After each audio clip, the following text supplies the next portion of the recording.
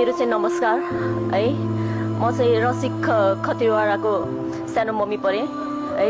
हाम्रो यहाँ सबैजना शहीद भाइहरूको लागि हामी यहाँ चाहिँ तपाईहरुको सामुन्ने अपिल गर्न आउँदैछौँ। तपाईहरुले चाहिँ यो कुरा अब अरु ठाउँमा जाउँ भने त काहीँ पनि छैन। अब जे हुनुहुन्छ तपाईहरु नै हो। तपाईहरु भनेको नै हाम्रो तेस्रो अङ्गहरु हो। जे गर्नुहुन्छ तपाईहरुले नै बोल्ने हो। सबै सब जहाँ पुर्याउनु पर्ने जे गर्नुपर्ने सबै तपाईहरुले नै हो हैन। यति हाम्रो शहीद भएको हाम्रो भाइहरू यिनीहरूलाई चाहिँ न्याय दिनु पर्यो। उनीहरूको सब टिचिङ हस्पिटलमा छ। टिचिङ हस्पिटलमा हेर्नुहुन्छ भने उनीहरूको सब यस्तो नराम्रो सहितमा राखेछ हैन।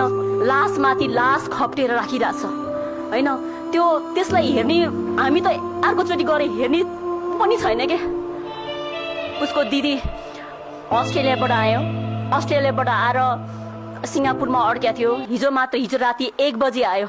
हिजो राति 1 बजे आएर म भाइलाई हेर्न जान्छु भन्दै रुँदै थियो।